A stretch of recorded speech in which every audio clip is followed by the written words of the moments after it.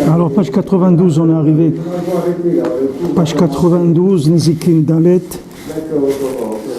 paragraphe Yud. Hakol na'asa al yedei hatzadik ha'emet, shehu b'chinat Kohen ish chesed, shehu mate klape chesed tamid, umotzi tov b'kol echad miYisrael. Ki yodea lelaket kol b'chinat ha'se'arot tovot, shenimtza b'kol echad miYisrael. Maintenant, avec ça, on peut comprendre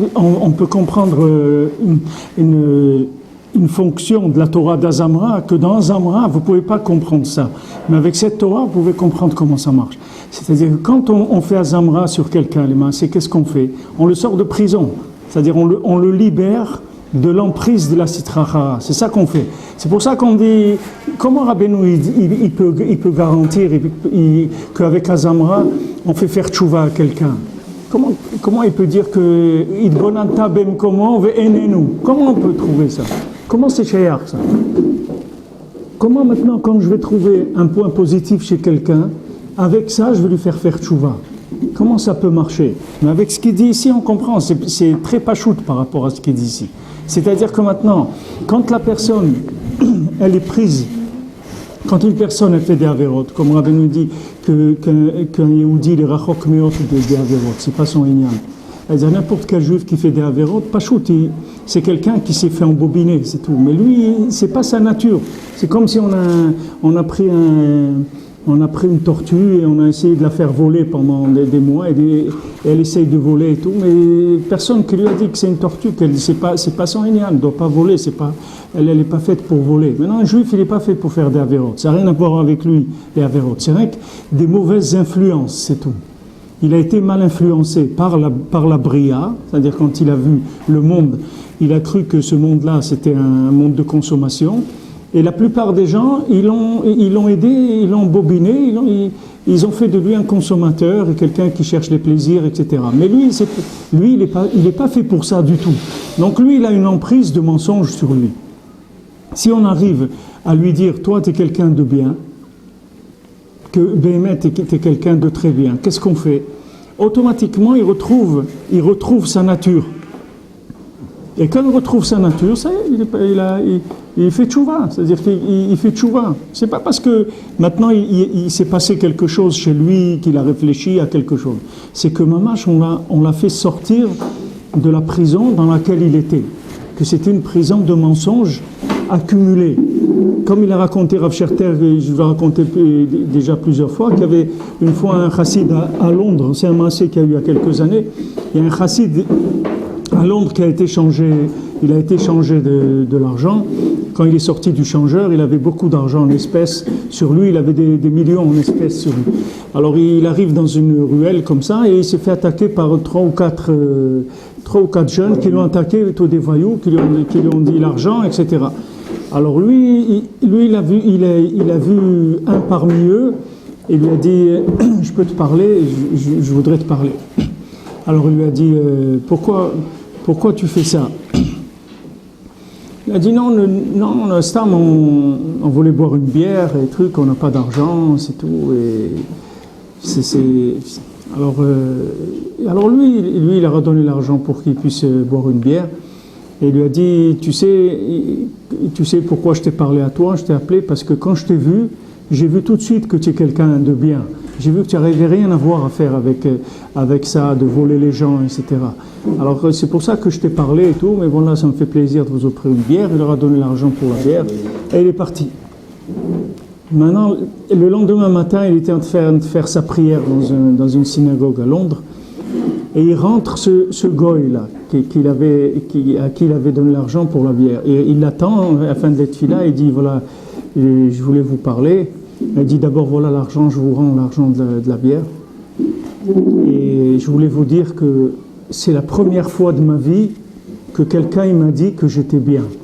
Alors j'ai décidé à partir d'hier de plus voler, de devenir quelqu'un d'honnête. Je vais aller travailler et c'est fini. Cette vie-là de voler et tout, c'est fini. Ça veut dire quoi? Que c'est une technique, ça. Ce union de Azamra, c'est une technique. C'est pas quelque chose, une ségoula de émouna, que si quelqu'un fait Azamra, c'est des ségoulottes. C'est une technique. C'est-à-dire que c'est une clé de prison. C'est une clé, c'est un passe pour ouvrir toutes les prisons spirituelles du monde.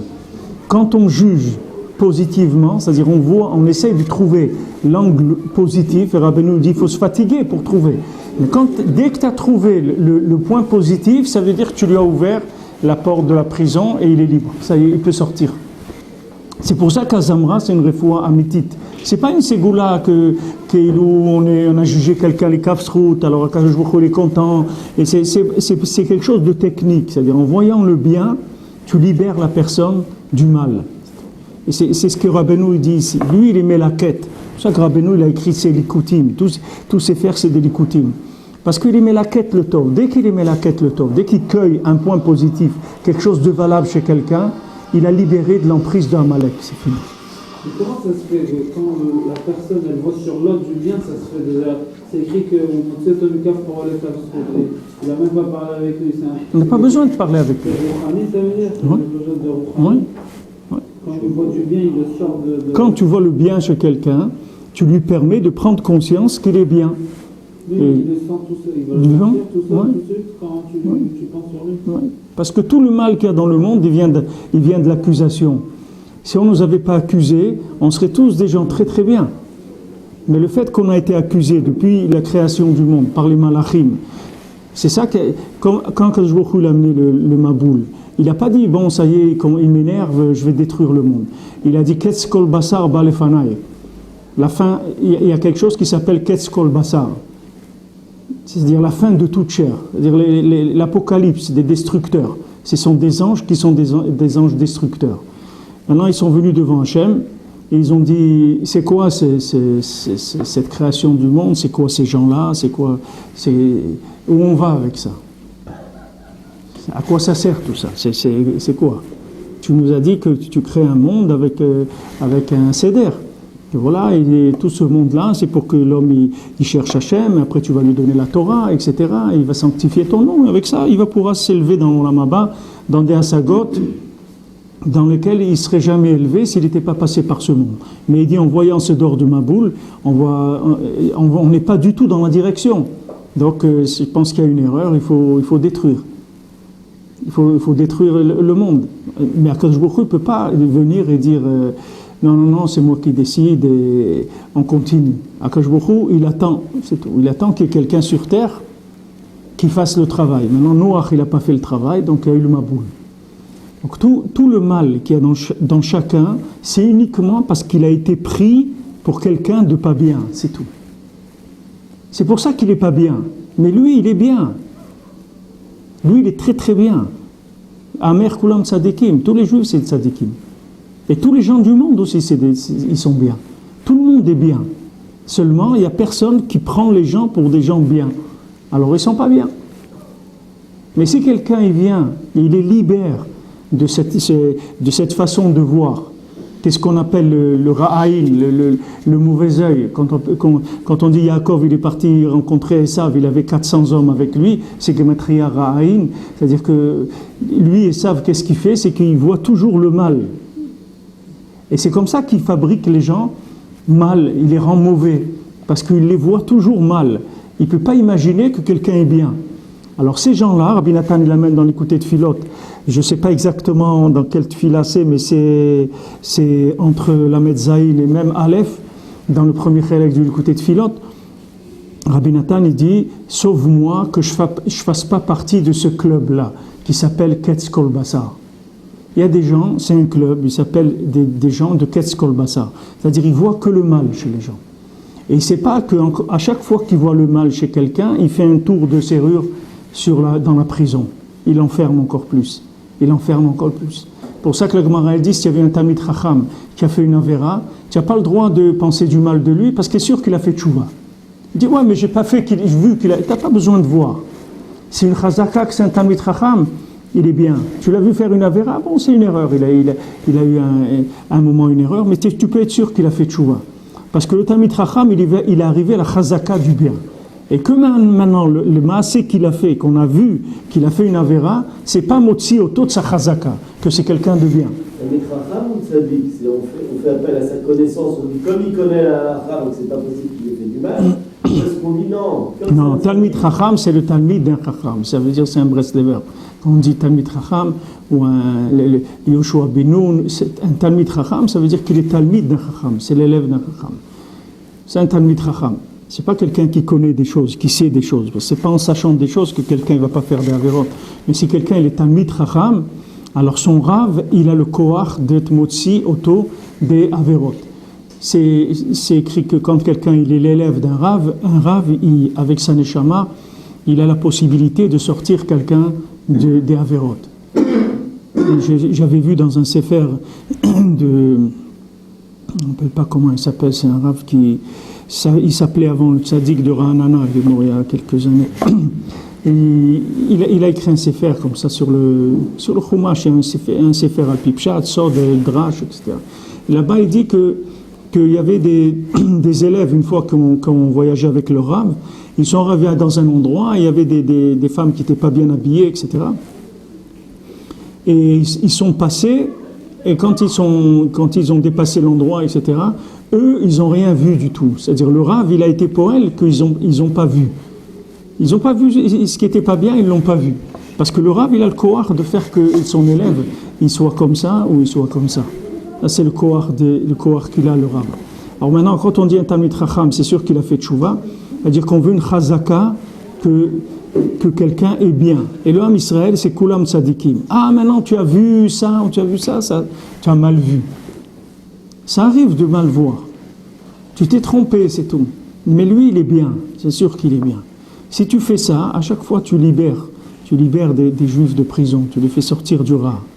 Ça, c'est ce qui fait le tzaddik sans arrêt. Maintenant, ça, c'est dans Zamra. Rabbeinu, il le dit, Beferouche, que tu mamash motzi auto du kafrova dans kafsrout. Parce qu'une fois que ça a commencé l'accusation, c'est sur ça qu'après Amalek, il s'habille sur ça pour faire tomber la personne. Une fois qu'on a accusé quelqu'un, pourquoi les gens qui ont fait de la prison, etc., quand il y a un problème quelque part, il y a eu un cambriolage, ou il y a eu un crime, ou quelque chose, qu'est-ce que la police, elle cherche quoi? Elle cherche des gens qui sont fichés déjà dans leur elle va pas aller chercher dans toute la planète des gens. Elle prend les gens qui sont fichés, parce que quand les gens, on les a fichés dans la police comme des gens qui sont des pochim, avec ça, on en fait des pochés, même s'il n'était pas très pochéa, maintenant on le rend encore plus pochéa que ce qu'il était avant. Parce que maintenant, toute la société, elle l'a classé comme quelqu'un qui n'est pas bien. Donc c'est sûr qu'il n'est pas bien. Et lui, il est sûr de lui qu'il n'est pas bien maintenant. Les gens lui ont prouvé. Donc il lui reste qu'un derrière dans sa vie, c'est de continuer à faire des choses pas bien.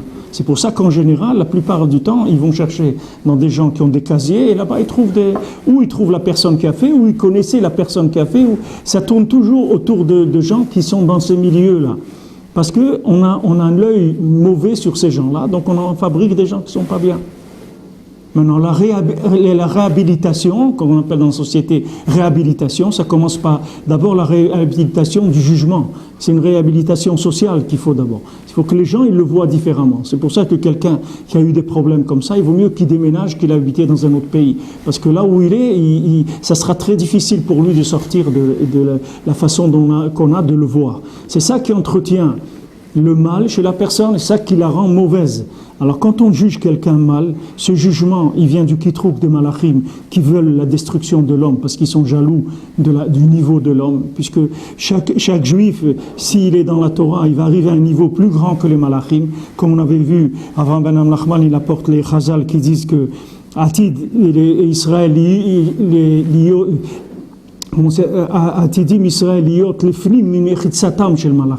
c'est-à-dire que dans l'Olam Haba, la première ligne devant Hachem, c'est le Bnei Israël. Et les anges, ils sont derrière. Et les anges, à chaque fois, ils vont venir poser des questions au Ham Israël. Comment vous avez vu Hachem aujourd'hui? Comment c'était? Etc. Parce qu'eux, ils ne peuvent pas s'approcher du niveau du Ham Israël. Pourquoi? Parce que le Ham Israël, il a découvert Hachem dans la matière, dans ce monde-là, où il avait la possibilité de refuser. Il a accepté de prendre sur lui le hol de la Torah avec toutes les difficultés que ça entraîne et de chercher Akadosh Baruch Hu. Donc dans l'Olam Haba, il a des kelim pour s'approcher du Ein Sof, de l'infini. Alors les anges, ils sont jaloux de ça, et les anges, ils accusent en permanence. Maintenant, ces anges accusateurs, ils ont des agents sur terre. Et ces agents, c'est des gens que eux-mêmes, ils ont en eux cette mida-là de juger les gens, de juger, être rigoureux. C'est nous tous, ça. C'est pas pourquoi c'est non, il y a des gens, ils n'ont pas ça du tout. Non, je veux dire, c'est pas nous tous. C'est un peu tout le monde, ou en tout cas la plupart des gens, pas les grandes équipes, mais non, parce la plupart des gens, il y a toujours un moment où on dit ah, celui-là, il est tordu. Alors, ce qui fait que la personne, elle dit que quelqu'un est tordu, c'est parce que lui-même, il a fait des avérotes. Et ça laisse entrer chez lui ces pensées des anges qui le font accuser les gens. Comme Rabbeinu dit dans Sipurim Asiot, quand le Rav, le Chacham, il a dit à ses enfants de pas utiliser le Sefer qu'il avait avec les Shemot des Shindalet, des démons. Et lui, après, il avait des problèmes, il devait marier des filles, etc. Et il disait quand même, j'ai besoin d'argent et tout, avec ce livre, je peux avoir beaucoup de choses, etc. Et lui, il ne savait pas que c'était des démons eux-mêmes qui parlaient dans son cœur. Lui, il croyait que lui, il réfléchissait. Mais ce n'est pas lui qui réfléchissait. C'était des démons qui parlaient dans son cœur, qui lui disaient ça. Et lui, il croyait que les mains, c'est lui qui réfléchissait. Après, il a pris la décision, il a dit non, j'utilise pas ce livre. Mais les démons, ils parlaient en lui. Maintenant, nous, en général, la plupart d'entre nous, on a eu des mauvaises fréquentations dans notre vie, c'est-à-dire on a fréquenté des démons, alors que quand on s'est laissé aller dans des ta'avot ou dans des erreurs, n'importe lesquelles, on a acquis un contact avec les démons. Alors, il faut savoir que ces démons, ils parlent en nous aussi. Et que nous, on croit que c'est nous qui réfléchissons, mais c'est pas nous, c'est des Shindalettes qui nous font penser des choses. Nous, on doit aller betmimout avec ce que le Rebbe dit, c'est tout. Le reste, on ne doit pas s'occuper. Le reste, on ne s'occupe pas. Et si on a des pensées comme ci, comme ça, il faut pas donner suite à ces pensées-là. Rabbi Nathan, il dit, vous pouvez me demander un pshat dans Maram Shif, dans les Youn, le plus grand Youn de l'Gemara, je vais vous le donner. Mais ne me demandez jamais un pshat sur un Yid, je ne peux pas donner pshat sur un Yid. C'est-à-dire, je ne peux pas expliquer comment un Yid, pourquoi il a réagi comme ça, pourquoi il a fait ça. Ça, c'est un secret, on ne peut pas savoir. On ne sait pas. On ne peut pas savoir pourquoi un juif il agit comme ci, comme ça. Alors maintenant, la société Goy, elle a intérêt à entretenir cet esprit du jugement. Parce que c'est avec ça que les gens ils restent dans le rat. Parce que quand tu juges quelqu'un mal, qu'est-ce que tu fais? Tu lui atrophies le cerveau, tu lui atrophies le cœur, tu le rends petit. Chaque fois que tu le juges mal, tu le rends plus petit que ce qu'il devrait être. Alors après, de dire quelqu'un, voilà, je s'est mal comporté, c'est parce qu'il est méchant. Non, toi tu ne dois pas juger, personne ne t'a demandé de juger, tu ne travailles pas au tribunal, tu n'as pas besoin de juger les gens. Qu'est-ce qui t'a demandé de juger les gens? Tu n'as pas besoin de juger. Toi tu fais ce que tu as à faire, c'est tout. Pas... Comme il a dit, qu'est-ce qui m'a dit ça hier? Je ne sais pas si c'est... pas mon fils, je ne sais pas qui est-ce qui m'a dit ça hier. Il m'a dit, tu vois des gens qui sont des gens très rigoureux dans la Torah et très carrés et tout. Et en général, les rabbinim me disent c'est ces gens-là qu'on trouve au Beddin avec des problèmes avec les gens. Parce que c'est un comportement, c'est-à-dire ça amène des problèmes. Cette façon de voir la vie. Ça fait que la personne elle-même elle se rentre dans des façons de vivre avec des conséquences où il y a des choses comme ça. Alors le Rabbeinu, lui, il fait le contraire de ça. C'est pas que maintenant... Ce qu'on dit, c'est pas vrai, c'est que c'est pas comme ça qu'il faut voir la chose. Quand Rabbi Nathan, il a pris quelqu'un avec lui dans la calèche, ils ont traversé la rue de Kiblitch. C'était Kiblitch, là, c'était une rue, c'était une ville, il n'y avait rien qu'une rue. C'était une grande rue où il y avait des deux côtés des magasins et des gens qui habitaient. C'est tout. Alors il est monté avec quelqu'un dans la calèche, Rabbi Nathan. Alors Rabbi Nathan lui demande alors comment ça va. Alors en avançant, lui disait celui-là il a un problème comme ça, il n'a pas de parnassa. L'autre maintenant il a des problèmes comme ça, il a ça. Et l'autre il a ça, et l'autre il a ça, et l'autre il a ça. Il faisait que lui dire des choses qui n'allaient pas, jusqu'à qu'il soit arrivé au bout de la rue. Alors Rabbi Nathan lui a dit bon, tous ces gens-là, tu m'as dit qu'ils avaient tous, ils n'étaient pas bien. Et toi aussi, donc toi t'es bien? Il dit non, moi aussi je suis pas bien. Alors Rabbi Nathan a dit viens, on fait demi-tour, on reprend. Alors il fait demi-tour dans la route et il dit regarde, celui-là, tu as dit qu'il avait ça, mais il a ça de bien et ça de bien. Celui-là, il a ça de bien et ça de bien. Il lui a repris tous les gens, tu vois, et ils ont refait la route et il lui a dit toi aussi tu es quelqu'un de bien, tu as ça et ça de bien. Je ne peux pas savoir ce que ça veut. Je vous ai dit, Rav Gershon Kain Alav Shalom, la dernière fois que je l'ai vu ici, à la rue Rehov Strauss, et qui venait se faire soigner un copatrolim là-bas. Alors il m'a dit j'ai été lui dire Shalom Aleichem. Alors il m'a dit, qu'est-ce que tu deviens? Je lui ai dit, j'essaye de devenir mieux. Il m'a dit, tu étais déjà pas mal. Moi, quand quelqu'un te dit ça, ben avec ça, tu peux vivre une vie entière. avec une parole comme ça. Une vie entière, tu peux vivre. Et le contraire, chas v'shalom aussi. Quelqu'un qui t'a mis un œil tout mauvais sur toi. C'est très dur de te débarrasser de ça. Très très dur. Surtout quand ça vient des parents ou de la famille ou des gens que tu aimes ou en qui tu as fait confiance, etc. C'est très très dur d'enlever ça. Très très dur parce que tu sens que tu es enfermé dans un œil. C'est-à-dire dans une façon de te voir. Et cette façon de te voir, elle est fausse, c'est tout. Il faut dire non, moi je suis quelqu'un de bien. Parce qu'il faut dire, est-ce que Akadosh Baruch Hu, il crée des choses pas bien? Akadosh Baruch Hu, il m'a créé pas bien? Non, Akadosh Baruch Hu m'a créé bien. Moi j'ai un chélek d'Hachem en moi. Donc c'est sûr que je suis bien. J'ai pas de chéla que je suis bien. C'est sûr que je suis bien. Les gens qui me disent que je suis pas bien, ben, ils ne connaissent pas, ils se trompent. Mais c'est sûr que je suis bien. Et si quelqu'un il fait ça, il va sortir. Mais ça aussi, c'est la galoute de Esav. Les gens, ils sont tellement le cerveau dans la galoute de Esav avec Amalek, qu'ils pensent que plus tu te vois négativement et plus tu vas avancer. Et c'est complètement faux, c'est du sheker gamou, c'est une invention d'Amalek et c'est quelque chose de satanique, c'est une philosophie de Satan, ça n'a rien à voir avec le Hémet. De croire que plus tu vas voir le mal et plus ça va te motiver pour devenir bien, c'est faux complètement, complètement faux. Il faut voir que le bien, le mal il faut l'ignorer, il faut l'ignorer. Tu vois Shabbat, on te dit Shabbat, tu n'as pas le droit de faire borer. Tu as un bout de poisson devant toi avec une arête, il dit je vais enlever l'arête, il dit non tu ne peux pas enlever l'arête. Pourquoi? Elle n'existe pas l'arête Shabbat. Qu'est-ce que tu vas enlever? Elle n'existe pas. Ça n'existe pas une arête Shabbat. Et d'ailleurs comment je fais? Toi tu prends le bon, c'est tout. Ne t'occupe pas de l'arête, elle n'existe pas. Tu n'as pas le droit de la considérer dans Shabbat, pour l'enlever. Même pour l'enlever, tu n'as pas le droit de la considérer. Parce que dans Shabbat, tu n'as pas le droit de considérer le mal. C'est assourd. C'est assourd. Rabbeinu dit Shabbat, Shin, Bat, Shin, Tlat Gavne De'ena, Bat, Bat Ain. Shin, c'est 3 couleurs de l'œil, Bat, c'est la pupille de l'œil. Avec ça, tu vois que le bien. Tu dois voir que le bien. C'est pour ça que même dans la halakha, tu n'as pas le droit de considérer le mal, le Shabbat, pour faire borer. Toi, tu prends le bien, c'est tout. Le mal, tu t'en occupes pas. Tu le laisses. Maintenant, dans notre vie, c'est comme ça qu'il faut vivre. Si tu veux faire tchouva, il faut que tu cherches en toi le bien. Et Baruch Hashem, il y a déjà du bien. Comme Rabbeinu dit, si tu n'arrives pas à trouver, tu es tellement malade que tu n'arrives pas à trouver du bien en toi, alors prends le bien qui ne vient pas de toi. Chez le Hassani Goy, que tu habites en Israël, que des choses que ce n'est pas toi qui les as faites, c'est une évidence que c'est Hachem qui t'a donné ça. Alors avec ça, tu peux être mitrazek. Mais c'est un sod que Rabbeinu donne. Et ici, dans le sod de la milchama, de la malchut, c'est-à-dire quand Shmuel vient faire le reproche à Shaul HaMelech, que Rabbeinu le rapporte dans ce lien de malchut ici, on voit que Shaul, lui, il a voulu pas sauver Amalek, lui il a voulu amener des korbanot à Kadosh Baruch Hu, d'accord? C'est pour ça qu'il n'a pas tué Amalek. Alors Shmuel, il lui dit, mais pour qui tu te prends? Pour qui tu te prends pour faire des choses comme ça? T'es un roi, t'es pas un Ben Adam Pachout, t'es un roi. Hachem, il t'a dit de faire ça, tu dois le faire, c'est tout.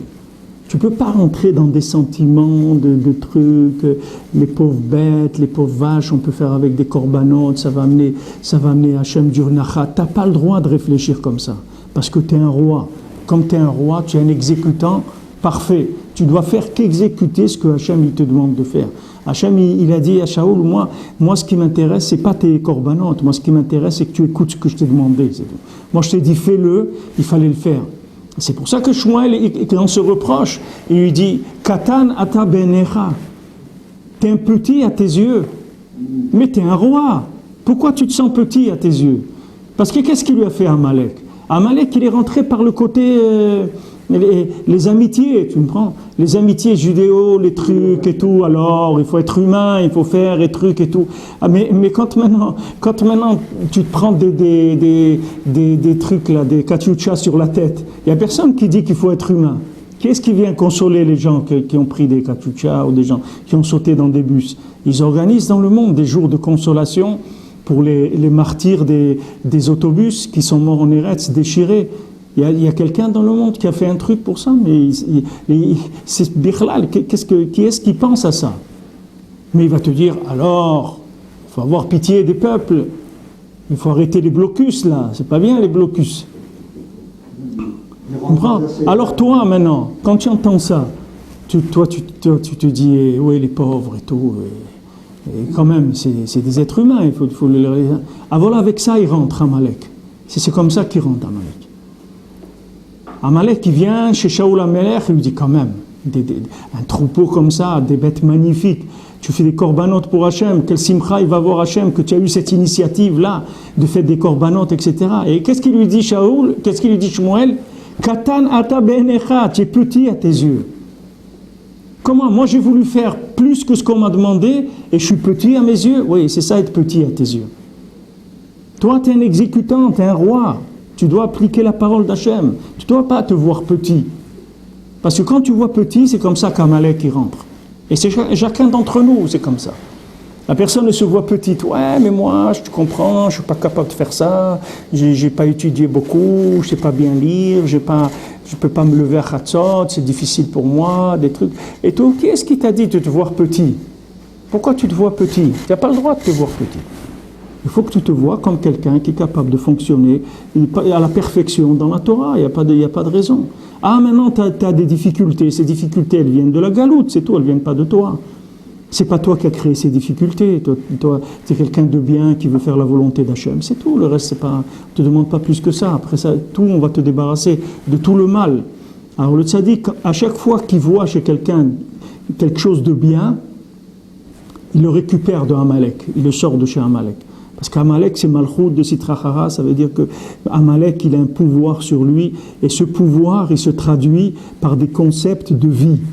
C'est ça le pouvoir de Amalek. Amalek, il met des concepts de vie dans chacun, et les gens après, ils tournent tout seuls avec ces concepts. C'est comme si tu mets un moteur dans une voiture.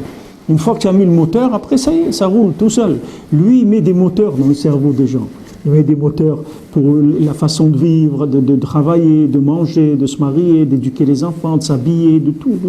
Il met tout, il a des concepts. Une fois qu'il a mis ces concepts dans la personne, sur toutes ces choses-là, il en a fait un talmid de Amalek, comme il a dit Esav, Yesh li Rav, mais Farshim dit, Amalek c'est mon Rav. Quand il a dit à Yaakov Yesh li Rav, ça veut dire moi j'ai un Rav. Il dit mon Rav c'est Amalek. Le Rav de Esav, c'était Amalek, c'est là-bas qu'il apprenait. Maintenant, apprenez quoi? Apprendre quoi? Des techniques. Comment arriver à tromper les gens et à leur faire croire que le monde, il a été fait pour ça, pour consommer, ou pour faire de l'art, ou pour faire de la musique, ou pour faire des promenades, n'importe quoi. Tout ce qui peut se proposer dans le monde.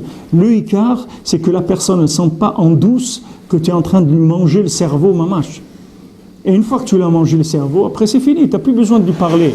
Et il travaille tout seul. Il travaille tout seul. Il s'est monté à son compte, mais c'est une succursale de Amalek. C'est fini, il tourne tout seul, tu n'as plus besoin de lui parler. Parce que tu lui as mangé tous les concepts. C'est pour ça qu'on a besoin, quand on vient chez le tzaddik, du bitoul. On a besoin de rentrer dans un bitoul, parce que c'est difficile. Même Rabbi Nathan, que Rabbi Nathan c'est un tzaddik, Rabbeinu l'a témoigné sur lui que c'est un tzaddik. Il a dit c'est un tzaddik. Rabbi Nathan lui-même, il a jeté son cerveau. Parce qu'il dit, mon cerveau de Talmid Chacham, de Dayan, de tout, ce cerveau-là, il est malade. Il est malade, parce que ce n'est pas la Torah, ce n'est pas cette Torah avec quoi il faut vivre dans le monde. Il faut prendre la Torah du tzaddik Ador. Moi, je ne comprends rien. Quand mon cher Rabbeinu il dit on fait ça, on le fait, c'est tout, on ne réfléchit pas. On ne réfléchit pas, on n'essaye pas de comprendre. Nous, on ne comprend rien. Et Baruch Hashem qu'on ne comprend rien. Rabbeinu il dit heureusement que vous avez des questions sur moi, parce que sinon, j'ai rien à faire avec vous. Si vous avez, le jour où vous n'aurez plus de questions sur moi, alors ça veut dire que j'ai plus rien à vous enseigner. Qu'est-ce que vous avez à faire chez moi? Heureusement, vous ne comprenez pas. Heureusement. Ben Adam, il ne comprend pas ce que si le Rébé dit, tu vas faire Idbo des doutes, ouais, c'est quoi? Tu vas parler avec Dieu comme ça. Ne t'occupe pas, toi, fais ce qu'on te dit de faire, ne réfléchis pas. Et au contraire, si tu vois, tu ne comprends rien à ce que le tzaddik te demande de faire, c'est un siman que c'est vraiment le médicament qu'il te faut. Parce que ça va te guérir au niveau de la compréhension, c'est déjà un pas énorme. Parce que toute l'accusation de l'homme, elle vient de la compréhension. Tous les dynimes que l'homme il a, ils viennent de son cerveau. Si un homme, il n'utilisait pas son cerveau, il n'y aurait aucune rigueur sur lui. Il serait libre et il ferait Avodat Hashem. Mais le fait qu'il réfléchit, c'est ça qui attire sur lui la rigueur. À chaque fois qu'il réfléchit, il tourne en petits circuits, c'est comme des courts-circuits dans l'électricité. C'est la même chose. Quand tu fais toucher 2 fils, qu'est-ce que tu as fait? Tu n'as pas arrêté le courant. Qu'est-ce que tu as fait? Tu avais un circuit qui était très long, maintenant tu l'as rendu petit. Quand tu l'as rendu petit, ça chauffe et ça explose. Mais il n'y a pas eu de... C'est pas que tu as arrêté le courant, tu n'as rien arrêté du tout. Maintenant l'homme, c'est la même chose. Si les Arabes peuvent faire tchouva à la fin des temps, c'est parce qu'ils n'ont pas utilisé le cerveau. Ouais, c'est parce qu'ils ont un handicap qui les protège. Leur handicap, il les protège. C'est-à-dire qu'ils ne peuvent pas trop s'éloigner parce qu'ils n'ont pas de possibilité. Comme Rabbeinu il dit il rapporte sur les apicorsim, il dit que il y a comme une fourmi, c'est comme une fourmi et il y a des fourmis volantes. Il dit que maintenant, des fois, les apicorsim, ils ont des ailes, c'est-à-dire leurs idées, elles arrivent à s'exporter très loin. Et des fois, ils n'ont pas d'ailes, donc c'est juste dans leur endroit où ils arrivent à faire du mal. Mais il ne faut pas exporter leurs idéologies. Ils n'ont pas cette possibilité. Maintenant, Ishmaël, c'est la même chose. Le fait qu'il est mentalement, il est atteint, c'est-à-dire son cerveau ne marche pas, ça le protège, qu'il ne peut pas aller bien loin. Il est obligé de brouter autour de lui, il ne peut pas aller chercher très loin. Mais Esav, lui, il va partout. Esav, il va partout, il n'a aucune limite pour détruire. Il n'a aucune limite. Bémet, il n'a aucune limite dans rien. Mais bon, Hachem, il a trouvé Rabbeinu. Rabbeinu est rentré chez Amalek, Rabbeinu est venu à Ouman chez Amalek. Et Rabbeinu, c'est un artisan, comme on a vu ici. C'est un artiste de la destruction d'Amalek. Rabbeinu, il a l'art de détruire Amalek. Dans tous les détails, dans chaque détail. Quand on allait à Ouman il y a longtemps, il y a 30 ans, dans les postes de police, il y avait la photo de Rav Berland. Et tu disais, Eliezer, tu connais Eliezer? Ils avaient sa photo comme si c'était les ovnis. Mamash, nous sommes venus d'une autre planète, notre but, détruire Amalek. C'est Mamash, c'était ça. Il rendait fou. Il ne savait pas comment le gérer. Il ne savait pas du tout comment le gérer. Il ne savait pas. Il attrapait là, il était à Moscou déjà, il était parti à Moscou. Le lendemain, il revenait avec un taxi en passant par. Il devenait fou avec lui. Partout, ils avaient la photo. Eliezer, you know this man? Tu vois, il te demande si tu le connaissais. Parce qu'il ne comprenait pas.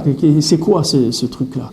Qui est-ce qui ose casser le mur de fer et tout leur truc?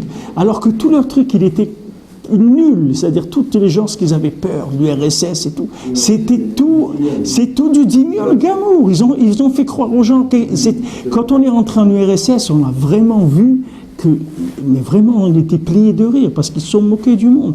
Ils crevaient de faim, les gens. Tu veux c'est croire qu'ils étaient deuxième puissance mondiale de quoi? Ils crevaient de faim. Le marché d'Ouman que tu vois aujourd'hui, c'est Eretz Israël. Le marché d'Ouman, quand on allait, nous, il n'y avait rien. Les légumes, ça n'existait pas. Les gens, ils venaient, ils avaient des petits verres comme ça en plastique où ils vendaient des haricots secs, des trucs comme ça. C'est tout. Il n'y avait rien. Pas de viande, pas de poisson, rien. Et eux, ils se faisaient passer. C'est normal, ils ont tout fermé. Pourquoi que les gens ils voient ce qu'il y a là-bas. Il n'y avait rien. Mamage, rien. Des gens, ils n'avaient rien. Tout ce qu'on amenait, ils voyaient que comme c'était, pour eux, ça venait d'un monde, notre monde. Toute la gashmiyut, ils n'avaient rien du tout. Mamage, rien. Mais Rabbeinu, les gens ils disent pourquoi Rabbi Nachman il est là-bas, pourquoi il n'est pas enterré à Razetim ou à Menuchot? Parce que Rabbeinu il travaille. C'est vrai que Bezrat Hashem, quand il va finir avec Amalek, il va venir ici, mais il faut qu'il finisse avec Amalek. Tant qu'il y a encore un endroit dans le monde où Hashem il est caché, Rabbeinu il va continuer à travailler parce que là-bas c'est le shoresh de Amalek. Et c'est là-bas où Rabbeinu il a commencé et c'est là-bas où il va finir l'histoire du monde. Et comme il a dit, Rabbi Nathan, je vous l'ai dit dans l'Echa avant, il a dit Beremez, mais il a parlé de Ouman, à un moment il a commencé à jouer sur les deux sens, c'est-à-dire Ouman, la ville d'Ouman, et en même temps Ouman, la Oumanout. En même temps la Oumanout, l'artisan, c'est l'artisan de la Géoula, c'est-à-dire c'est celui qui sait combattre à Amalek. C'est ça l'artisan de la Géoula.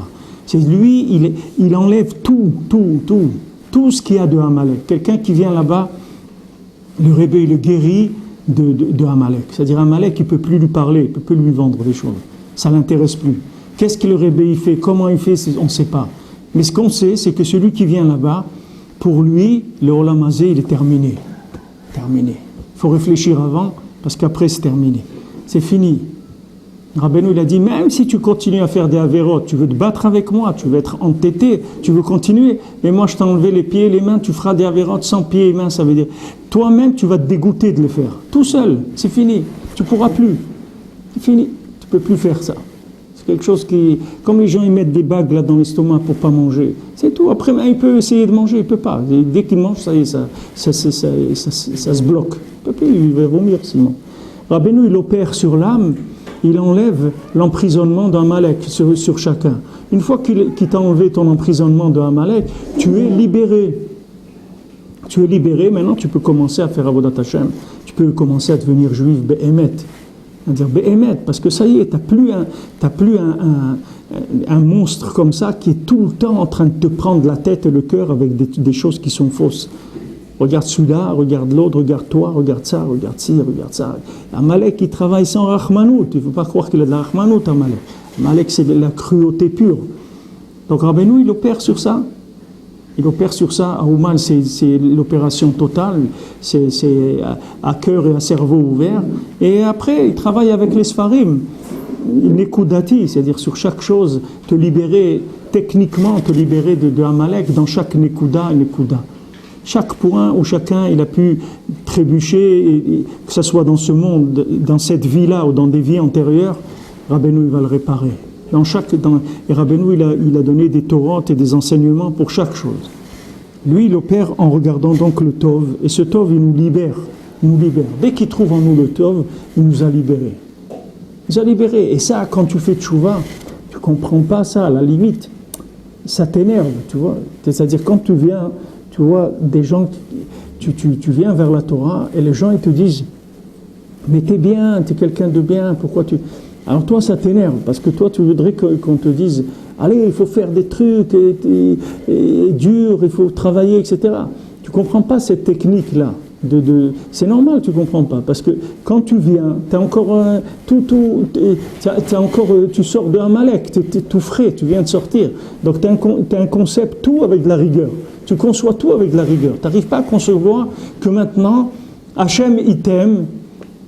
Et voilà, c'est tout. Ça suffit. Ça suffit. Alors, les gens, ils ne peuvent pas... Mais quoi, on ne va pas faire des choses, on ne va pas se taper avec un marteau sur les mains, on va pas faire... Non, on ne va pas faire ça. On ne va pas faire tout ça. Et comme ça va marcher. Oui, comme ça va marcher. Comme ça va marcher. On n'arrive pas, mais ça, c'est Amalek qui nous fait ça. C'est pour ça que la milchama qui est entre Hachem et Amalek, Amalek il poursuit, quand on dit dans Parashat Zachor, il attaque tous les gens faibles. Qu'est-ce que c'est les gens faibles?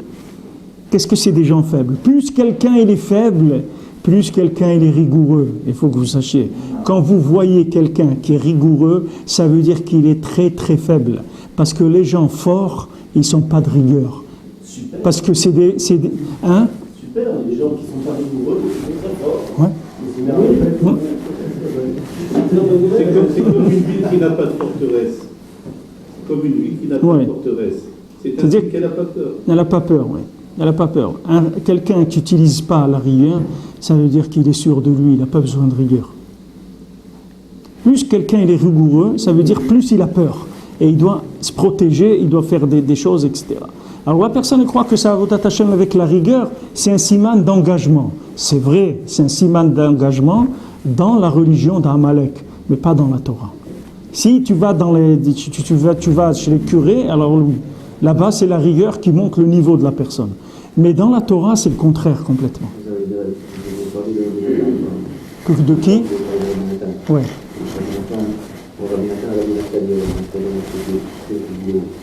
Ouais. Donc l'exemple de son fils, c'est passé. Ouais. On voit Rabbi Nathan, vous avez dit, Rabbi Nathan était très gentil avec tout le monde, il était toujours sur l'angle de la permission, d'effacer pour l'autre, mais qu'à lui-même, il ne laissait rien passer. Oui, parce que, mais c'est pas de la rigueur, c'est vu et corrigé quand tu le vois, toi, ça de l'extérieur. Soit ça s'appelle rigueur, comme toi, tu appelles la rigueur. Mais lui, c'est pas de la rigueur. C'est de l'engagement. Il y a un tel amour pour Hachem que ça se transforme en étant méticuleux sur sa façon de le servir, en étant pointilleux. Mais il n'y a aucune rigueur. C'est-à-dire qu'on n'utilise pas la méthode de la rigueur. Quelqu'un, il peut devenir très, très makpid dans les mitzvot, c'est-à-dire il fait beidour la mitzvah, mais il ne fait pas beidour la mitzvah avec des nerfs. Rabbi Nathan, il a dit, une fois on lui a dit, le netz. Rabbi Nathan a dit, le netz, oui, mais pas comme le méchant lamdan. Le netz du méchant lamdan, je ne le veux pas. Ça ne m'intéresse pas. Tu comprends? Il y a le netz et il y a le netz du méchant lamdan. Il y a celui qui est là. Comme ça, tu vois, c'est l'heure, la seconde, la tri, le tri, et tout. Laisse-moi tranquille, laisse-moi prier. Qu'est-ce que tu veux de moi? Qu'est-ce que tu veux de moi? Aujourd'hui, ça s'est ouvert un peu, alors je vais prier un quart d'heure après le net, c'est tout. Qu'est-ce qu'il y a? Ça s'est ouvert dans les corbanotes, je commence à dire la Kedat Yitzhak, je reste 20 minutes dessus, j'ai raté tout. Alors qu'est-ce que tu veux que je fasse? C'est comme ça, c'est tout. Je suis en train de faire, je suis sorti fumer une cigarette, je suis en train de faire la tfila. Qu'est-ce que tu veux de moi? Alors lui il vient et ça, il te dit, il faut finir. On avait quelqu'un ici, il dit, mais il faut avancer dans le texte. Je dis, attends, je te lis si tu veux, tout le fascicule, on s'assoit 2 heures, je le lis entier, et après on a fini. Alors maintenant on va commencer à faire. Je dis, ce que j'ai dit hier,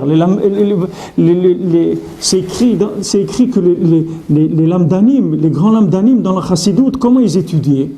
Ils disent étudier la Gemara d'abord, le pshat de la Gemara, pour se débarrasser de la connaissance. Voilà, c'est bon, je connais. Ah, maintenant, on va commencer, la vraie avoda, c'est la chazara. Chazara, c'est Dvekut B'Hashem. Chercher Akadosh Baruch Hu, chercher les remazim, chercher qu'est-ce qu'on peut faire. Ça, c'est là où ils commençaient à travailler. Eux, le premier inyan de connaître, de comprendre la Gemara, c'est juste pour s'acquitter du côté connaissance pour rentrer. Ça quitte la tête. Hein? Ça quitte de la tête. Oui. Voilà, ça y est. Ok, je me suis acquitté de ça. Maintenant, on va rentrer dans autre chose complètement. On va attaquer autre chose. On va utiliser la Gemara. Chaque mot de la Gemara, c'est Shem Hashem. Comment je suis d'Abek Hatzmi dans Hashem avec la Gemara. Chaque mot, comment je vais trouver là-bas un remède pour moi aujourd'hui, comment je vais trouver une solution, comment je vais parler avec ma femme. Qu'est-ce qu'elle me dit la Gemara aujourd'hui? Comment je vais voir le Tov dans l'âme Israël? Comment je peux prier pour quelqu'un qui a besoin quelque part? Tout ça, c'est écrit dans la page de la Gemara. C'est pour ça qu'ils finissaient d'abord de labourer, c'est-à-dire sur la connaissance, et une fois qu'ils étaient quittes de la connaissance, ils rentraient dans la chazara. C'est là où commençait la vraie avoda pour eux, c'est la chazara, pour les tzadikim. Parce que c'est là où ils commencent à élever. Alors nous, si tu veux, étant venus d'un monde cartésien où les gens ils se basent que sur la connaissance, et ils ont raison, parce que quand tu prends un texte de poésie ou de philosophie gore et tout, il n'y a rien d'autre que les mots qui sont là. Ça ne va pas plus loin. Tu peux lever la page, il n'y a rien en dessous. Il n'y a rien. Mais nous, c'est pas ça. Nous, les mots, c'est juste une fenêtre sur l'infini. Ça n'a rien à voir avec... Le mot, c'est pas une finalité du tout. C'est juste une fenêtre. Comme Rabbeinu dit, c'est la teva. Tu vas faire, il a dit à Noir, tu vas faire une fenêtre dans la teva. La teva, c'est quoi, Rabbeinu dit? C'est le mot. Teva, c'est le mot. Et il dit, regarde la fenêtre qu'il y a dans le mot. Ne regarde pas le mot. Ce mot, c'est une fenêtre. Toi, tu le vois comme du noir sur blanc. Ne regarde pas le noir. Regarde le blanc. Comme la fenêtre. Quand tu regardes par la fenêtre, tu ne regardes pas l'encadrement de la fenêtre. D'accord? Tu regardes la vitre. Alors Rabbeinu, il te dit, regarde le blanc qui est autour de la lettre. C'est ça qui est intéressant. C'est pas le noir de la lettre. Le noir de la lettre, il est que pour que tu puisses voir le blanc et ce qui est à travers le blanc. La lettre, c'est uniquement un mot, c'est une fenêtre pour trouver Hachem. Alors quand tu étudies la Gemara, normalement, tu dois pouvoir, si tu fais Dafayomi ou tu as un Seder de Gemara, normalement tout ce que tu fais dans ta journée, tout ce que tu as besoin, et tout ce qu'a besoin tout l'homme Israël, il est dans ton Daf de Gemara. Il est là, mais d'abord il faut que tu saches qu'il est là, premièrement, et après que tu le cherches. Maintenant, pour le chercher, c'est sûr qu'il faut faire le pshat. Si tu ne fais pas le pshat, tu ne peux pas rentrer. Il faut que tu fasses le pshat, mais tu ne vas pas t'endormir là-bas, tu ne vas pas t'éterniser dans le pshat. Tu ne vas pas t'éterniser. Ici, les gens, combien de gens ils étaient contre Rav Levi Yitzhak? On en parlait jusqu'à Yom Hazé, des gens qui voyaient que Rav Levi Yitzhak c'était un grand Oved Hashem, c'était un tzaddik, il avait Ruach HaKodesh, tout ce que tu veux. Les gens, ça, ils n'avaient pas de safek, mais ils ne pouvaient pas supporter qu'il ne faisait pas du Iyun, ni dans la Gemara, ni dans Shulchan Aruch, rien, pas de Iyun, jamais du Iyun. Gemara, c'est tout. Comme au Maroc, il n'y a pas de Iyun. Tu fais la page de la Gemara. Ni Rashi, ni Tosfot, ni Mefarshim, rien. Que la Gemara, c'est tout. Voilà, tu as compris la Gemara, allez avance, c'est tout. Et quand tu refais le chasse, tu refais que la Gemara aussi, pas de Iyun. Rabbi Yitzhak ne faisait pas de Iyun, ne faisait pas de Kabbalah, ne faisait pas de Iyun, ni dans la Gemara d'un Shulchan Aruch. Il dit, tu as fini Shulchan Aruch, tu recommences. Tu as fini, tu recommences. Tu as fini, tu recommences. C'est tout. Et il dit maintenant, si tu es baki vraiment dans le Shulchan Aruch, tu connais bien, tu peux faire des fois Ktsat Iyun, un petit peu. C'est tout. Mais pas le derrière du Iyun du tout. Pourquoi? Parce que tu te perds complètement. Tu te perds. Il y a autre chose à chercher là-bas. Il y a autre chose à chercher. Il y a des gens qui habitent là-bas, dans ces mots. Toi, tu ne sais pas qu'il y a des énergies qui vivent dans ces mots. Alors, si tu commences à regarder que la forme du mot, la forme du mot, la forme du mot, sans arrêt, sans arrêt, tu te perds complètement. C'est pas ça l'esprit de la chose. L'esprit de la chose, c'est que tu as compris le pshat. Maintenant, voyons voir qu'est-ce qui se passe ici. Maintenant, on est rentré. Alors, on va voir qu'est-ce qui se passe. Mais il y a des gens, non, ils ne savent même pas, on ne leur a jamais dit ça. Qu'il y avait... Alors, le derrière de Breslev, c'est pas d'étudier Beyoun. Même dans Rabbeinu? Dans Rabbeinu, c'est autre chose. Rabbeinu, parce que c'est lui qui a dit qu'il faut étudier Beyoun. Il a dit Bekiyut et Beyoun, les deux shiurim. Mais Rabbeinu, c'est on rentre pour que... C'est pas pour comprendre, parce qu'on ne comprend rien. C'est pour que le médicament il puisse agir sur la personne. On utilise toutes nos facultés mentales et sensibles pour qu'il puisse nous soigner. Mais dans la Gemara et Shulchan Aruch, il ne faut pas étudier Beyoun. Rabbi Levi Yitzhak qui étudiait Beyoun, Rabbeinu, ça veut dire... Je ne sais pas s'il étudiait Beyoun, mais Rabbi Levi Yitzhak faisait 3 heures par jour de l'écouter Moharan. Rabbi Levi Yitzhak, il étudie tous les jours. Hein? La Sanda, elle a dit qu'il faisait le Farshim. 2 heures, 2 ou 3 heures par jour, il a dit. 3 heures par jour, il faisait écouter Moharan. Il faisait avec le Farshim. Ça, c'est Rabbeinu qui a dit de faire. Mais le derrière, dans nos générations en tout cas, c'est pas d'étudier le Niglé Beyoun. C'est d'étudier le Pshat, c'est tout. Et le reste, il faut faire tfila, il faut rentrer dans les choses sérieuses.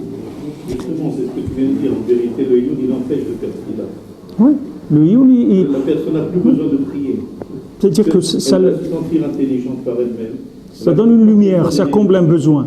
Mais elle ne va pas prier pour comprendre ce qu'elle a. Ça comble un besoin, mais ça comble le besoin de dvekout que l'homme il a normalement dans Hachem, ça le comble. Il oublie qu'il est malade, quoi. Il y a un besoin chez l'homme, il y a un besoin. C'est comme nous, quand on organisait les voyages à Ouman, alors j'étais toujours makpid que quand les gens ils viennent dans un voyage à Ouman, on va d'abord à Ouman, on va chez aucun tzaddik. Alors il y a des gens qui disent, mais attends, mais c'est plus facile de prendre comme ça, ils dorment là-bas, ils font ça. Les gens, ils ont maintenant... c'est plein, c'est-à-dire le truc il est plein à l'intérieur, ils ont besoin de le vider. Si tu amènes chez d'autres gens, ils vont prier là-bas, c'est bien aussi, mais quelque part tu les as roulés, c'est pas là où tu devais les amener. Toi tu les as amenés à Ouman, que maintenant là-bas ils pleurent, ils font tout ce qu'ils ont à demander et tout, et après tu vas prendre des brachot chez d'autres tzadikim et tout, il n'y a pas de problème. Mais tu commences, il faut que le réchit il soit là. C'est important. Voilà, il faut commencer avec ça. Ershtezar mikve. Première chose, on se trempe au mikve. Valedezeu osek berfuot kol echad afilu imhu chole gadol meod bechole hanefesh. Et avec ça, Rabbeinu, il s'occupe de guérir chacun, même si c'est un grand malade mental. Un grand malade mental. On parle ici de cas, c'est pas de nos générations, on est vraiment des grands malades, c'est pas un petit peu, c'est des grands malades mentaux, des gens qui sont passés par des générations. Imaginez-vous que nous tous, on a connu des très grands tzadikim dans le monde. On a vécu dans des générations où il y avait des très grands tzadikim. Et ils ont rien pu faire pour nous. Ils ont rien pu faire pour nous, on pouvait pas. C'était trop dur, on était trop malades. Maintenant, dans une génération, Kadosh Baruch Hu, il a envoyé un tzadik qui soigne des grands malades. Qui hu motze bo gam ken nekudot tovot prinat se'arot. On n'a pas dit qu'en fait, le plus grand rachamim, c'est d'être médecin de scène. Qu'est-ce que ça veut dire le plus grand rachamim, c'est d'être médecin de scène? La capacité d'avoir des noms. Donc, des fois, c'est pas de monter plus haut, il y a ça, pas de problème. Mais tout ce qui nous intéresse aujourd'hui, qu'on vit, c'est qu'il est de plus il monte et plus il descend.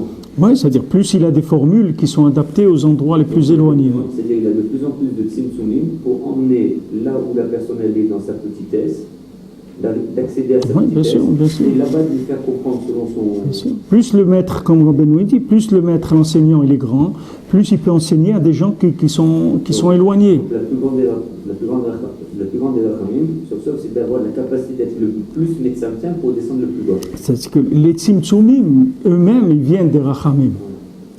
Les tzimtzumim, c'est-à-dire la capacité de faire descendre la chose jusqu'en bas, ça vient des rachamim. C'est à l'envers, c'est-à-dire que c'est les rachamim qui donnent qu'il y a des tzimtzumim dans le monde.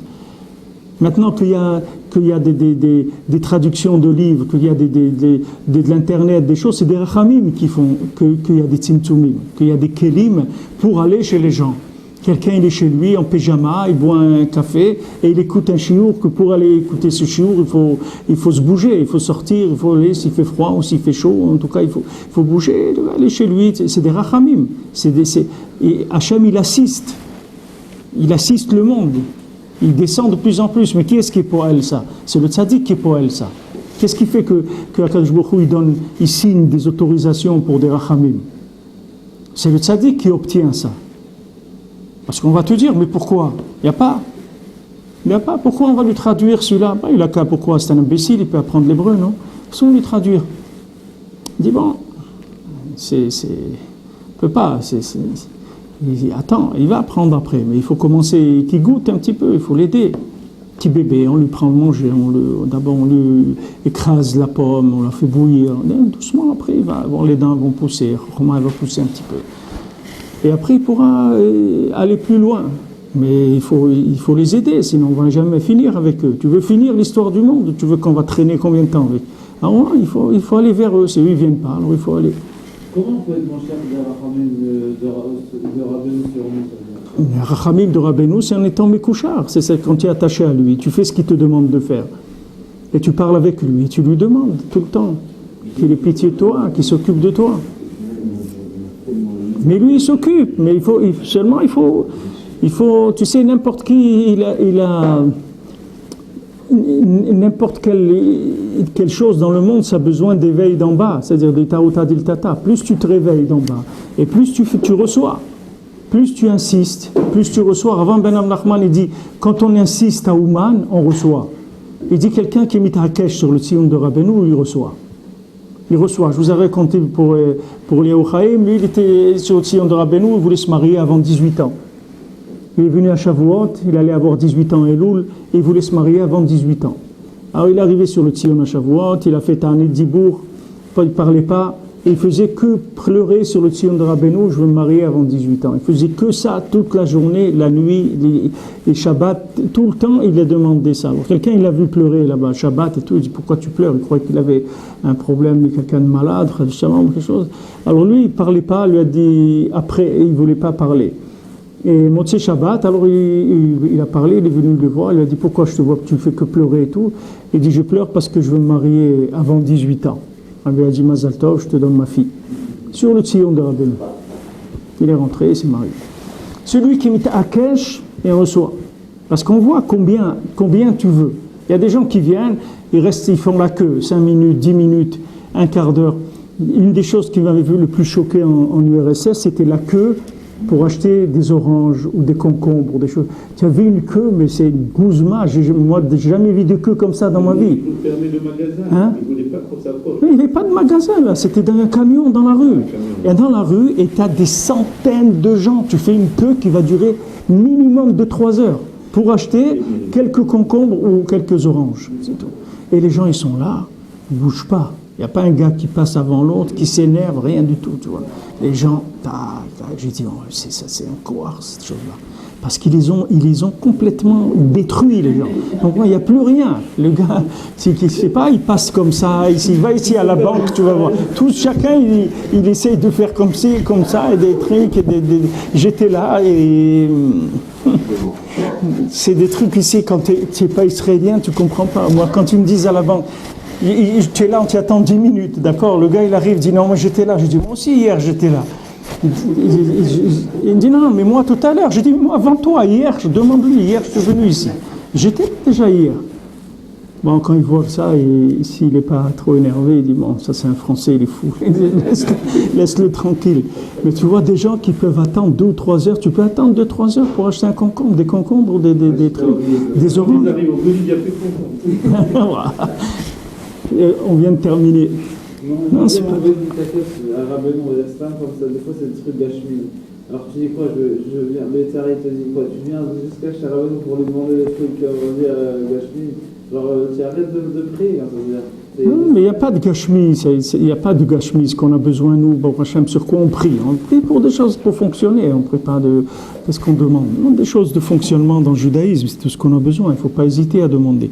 Et si ça te prend la tête, il vaut mieux prier que ça te calme. Après, tu passes à autre chose. Tu comprends? Sinon, si tu restes avec ça, que ça te manque et tu n'arrives pas à passer à des choses plus profondes, il vaut mieux prier pour ce que tu as besoin. Il dit, Rabbi Nathan, il dit, qu'est-ce que le tov qu'il voit? Il voit chez quelqu'un un tov qu'il est en train de se déconnecter du mal comme un cheveu. Vous voyez, c'est pas du tov, on ne parle pas maintenant du tov. On ne parle pas déjà que le gars il est dans le tov et qu'il essaye de faire quelque chose, on ne parle pas de ça. On parle quelqu'un, son makom c'est le rat. Il est dans le rat, ça c'est son makom. Il est dans le mal. Et maintenant, il essaye de se déconnecter d'un cheveu. D'un cheveu. Il dit voilà, une fois par mois, Rosh Chodesh, je ne mange pas au restaurant non kasher. Les chevaux de Rosh Chodesh. Je ne vais pas au restaurant non kasher. Je ne mange pas de pain un jour à Pessah. Shabbat, 1 heure, je ne fume pas. Ah, tiens, bah, c'est quoi ça? Hein? Quelqu'un de ma famille m'a dit jamais on pourrait leur dire un truc pareil. Mais c'est des gens très très bien. C'est des gens formidables. J'ai quelqu'un de ma famille à qui j'ai dit tu manges cachir, il m'a dit j'ai arrêté les fruits de mer. C'est magnifique. Il m'a dit j'ai arrêté les fruits de mer. Magnifique, des extraordinaire. Je crois que c'était les pygmées, je crois que tu manges des pygmées. Avoir déjà accepté une pensée, des fois une fraction de seconde, des gens très très bien. C'est un travail sans limite. Tout dépend du degré d'emprisonnement de la personne, c'est tout. Il y a des gens, par exemple, Shabbat, ils disent bon, je ne fume pas pendant 1 heure, ou je fume des demi-cigarettes, ils coupent en 2. Ils disent je fais que la moitié de la cigarette. Alors il ne faut pas se moquer de ça, du tout. Parce que le tzaddik, il utilise ça, et avec ça, il fait faire tchouva à la personne. Il ne faut jamais se moquer d'un cheveu de bien. Un cheveu, c'est séhara, c'est mamache, c'est un cheveu, comme on dit, c'est presque rien. Mais pour la personne, c'est énorme. Mais d'un autre côté, ça suffit pour que le tzaddik il t'attrape. Toi, tu as besoin, tu crois qu'il faut que tu lui fabriques des câbles des trucs pour les bateaux, là, ou les trucs. Non, pas besoin. Un cheveu, le tzaddik il te sort. Avec un autre, et Kolchken, si tu avais plusieurs. C'est comme ça que Rabbi Nathan, il dit que c'est comme ça que Rabbeinu il a rendu un lamdan. Rabbeinu, une fois, il a dit à Rabbi Nathan sur la Torah Vav. Rabbeinu, il a dit à Rabbi Nathan en plusieurs fois la Torah Vav. Et à un moment, il lui a dit, voilà, il y a les trois choses que l'on a reçues quand on est rentré en Eretz Israël, qu'il fallait tuer Amalek, qu'il fallait nommer un roi et construire le Beth Hamikdash. C'est les 3 nekudotes du Aleph que Rabbeinu parle dans Torah Vav. Et Rabbeinu il dit que c'est ça faire tchouva. Ces 3 principes-là, ces trois nekudotes, c'est le principe de la tchouva. Alors Rabbi Nathan il a demandé comment ces 3 choses-là, c'est la tchouva. Rabbeinu dit ça, toi tu vas le dire, c'est toi qui vas le dire, ça tu vas le trouver toi. Ça va et tu te casses la tête, tu le trouves. Alors Rabbi Nathan il a été, les trucs, il a écrit des choses, etc. Après il est venu chez Rabbeinu il a lu ce qu'il avait écrit à Rabbi Nathan. Rabbeinu il a souri parce que ça lui faisait plaisir. Il lui a dit tu sais, si tu es matmide, si tu deviens assidu, tu pourras l'ernan, tu pourras l'ernan. Attends, maintenant, à qui il parle? À qui il parle? Il était au Beddin de Rav Levi Yitzhak de Berditchev, il était Dayan au Beddin de la Rav Levi Yitzhak de Berditchev, Rabbi Nathan. C'était un grand Talmid Chacham. Et Rabbeinu lui a dit, si tu deviens matmid, tu pourras l'ernan. Et Rabbi Nathan, il dit, comment Rabbeinu il l'a rendu matmid? Avec un petit peu, c'est bien aussi. Que avec ça. Parce qu'il a commencé à faire un petit peu, et encore un petit peu, et encore un petit peu, et encore. Et c'est comme ça qu'il était au Beth Midrash toute la journée en train d'étudier. Mais il dit qu'avant, il faisait semblant d'étudier. Que les gens, ils croyaient que c'était un grand matmid, mais il n'étudiait pas. De l'extérieur, les gens, ils croyaient qu'il était matmid. Mais lui, il n'étudiait pas, Béhémet. Il avait appris ce qu'il avait appris, mais c'était pas un matmid, il n'était pas assidu. Et avec un petit peu, Rabbeinu l'a rendu assidu, avec ce principe du cheveu. Un cheveu, il tire. Quelqu'un, le soir, par exemple, il a une journée difficile, il n'a pas eu le temps d'étudier ou ses sdarim et tout. Alors il va faire une ligne, par exemple, il va lire une ligne. Tu lui dis une ligne, il n'arrive pas à croire que c'est important. Mais ça, c'est Amalek qui met ça dans la tête. Parce qu'une ligne, c'est hyper important. Il dit Rabbi Doudlevski, il dit quelqu'un, il veut faire tout le Tehillim, il ne peut pas. La moitié, il ne peut pas. Un mizmor, il ne peut pas. Et il dit, tu peux faire un pasouk de Tehillim? Oui, alors fais un pasouk. Demain, encore un pasouk. Après, tu vas faire un mizmor. Pas plus. Un mizmor par jour. Il dit, mais tu sais que si tu fais un mizmor par jour, tu finis le Tehillim 2 fois dans l'année. Tu as ramassé 2 Tehillim dans l'année. Avec un mizmor chaque jour, c'est tout. Mais cette technique-là, c'est que toi, tu ne sais pas que c'est comme un engrenage. Comme on dit mitzvah goret mitzvah, avera goret avera. Autant il faut avoir peur, comme il a dit Rabbi Nathan, d'un cheveu. On voit pour le chametz que machéou de chametz, on ne doit pas prendre parce que c'est dangereux. Mais quelqu'un il te dit mais vous êtes fou, mais quoi, une poussière de chametz? Mais c'est rien du tout. Vous êtes fou les religieux. Non, c'est pas une poussière de chametz. C'est que cette poussière-là, ça va devenir comme un bonhomme de neige. Tu l'as commencé à rouler, et c'était tout petit. Après c'est devenu un truc énorme. Mais dans le Tov, c'est la même chose. Et c'est 5 fois plus, il a dit Rabbi Nathan. 10 fois plus le Tov. C'est-à-dire tu fais un cheveu. Et si les gens ils étaient ma'amines dans ça, tout le monde il serait déjà sorti de tout, il serait Talmid Chacham, il connaîtrait tout. Mais les gens ils pensent, comme on sort de l'école de Amalek il te présente tout avec déjà des gros inyanim. Et tu dis bon alors combien? Il dit mais moi j'ai rien, qu'est-ce que je fais? Moi je fais une ligne de Gemara par jour. Ah, il va se moquer de toi. Une ligne de Gemara, c'est pas la peine d'étudier, chas v'shalom. Parce que quelqu'un qui fait une ligne de Gemara par jour, tu vas venir voir 10 ans après, le gars il a fait quand même 3500 lignes de Gemara. Tu vas voir qu'il a fait une ligne par jour, c'est tout. Mais les gens ils ne croient pas, ils ne savent pas que cette ligne-là, c'est un cheveu. Il dit Rabbi Nathan. Et après tu fais une autre ligne, c'est 2 cheveux. Après 3, il se tresse. Et il dit c'est comme ça qu'il te sort après.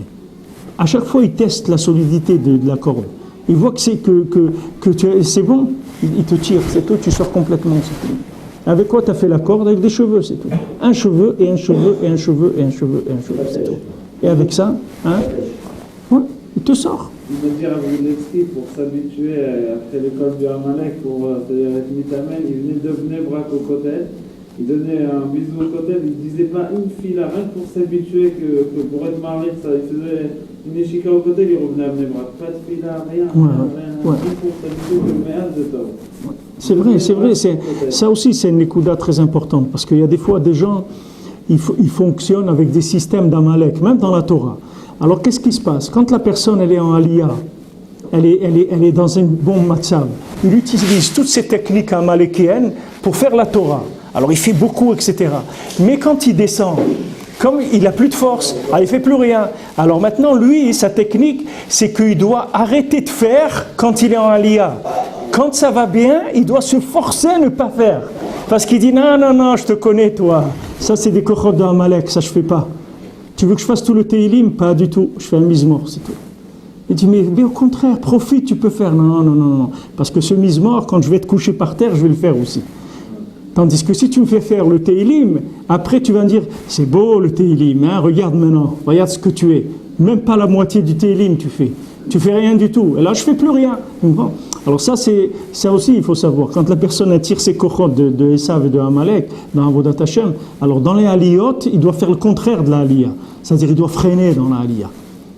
Pour installer, comme il dit, lui, qu'est-ce qu'il a voulu faire? Première chose, on commence à fabriquer la ligne Bnei Brak Kotel. C'est tout. Le bus, je prends, j'embrasse le cotel, je repars. C'est tout. Je rentre ça. Parce qu'attention, à chaque fois que je viens, j'ai fait un cheveu.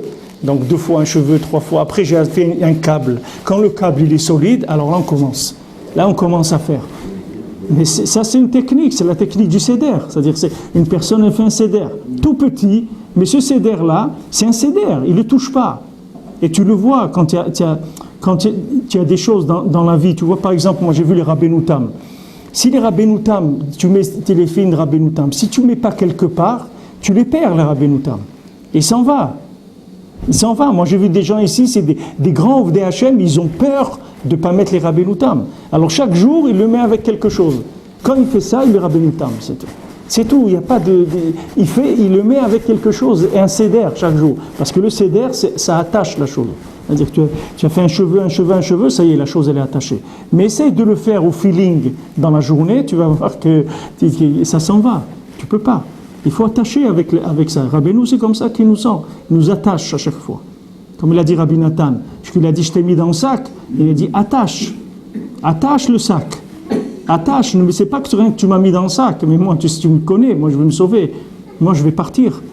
Attache, ferme le sac. Ça ne suffit pas de m'avoir mis dans le sac, parce que mettre dans le sac c'est une aliyah, et dans la hérida, qu'est-ce que je vais faire?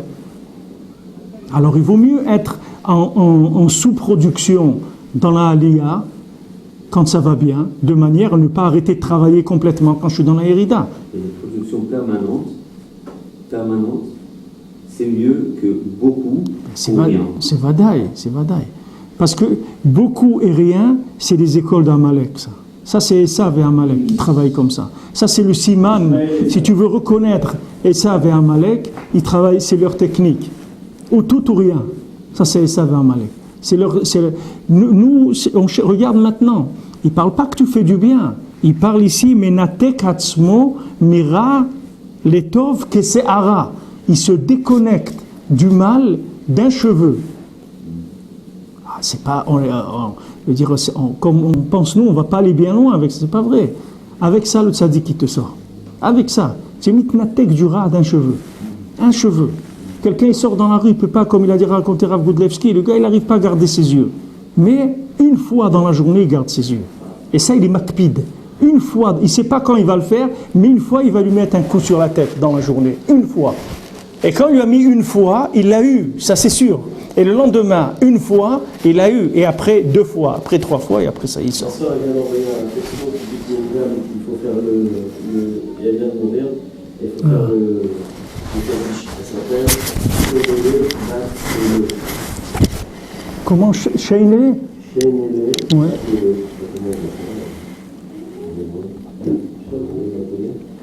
Bat comment?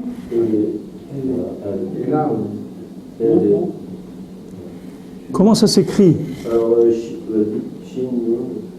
Shainele, oui, c'est un nom. Et Bat quoi? Ele, comment ça s'écrit? Aleph Lamed He? Ah, il a peut-être. Il a, oui. Be'olo Nishmat, Be'ezrat Hashem. On vient partir, il faut faire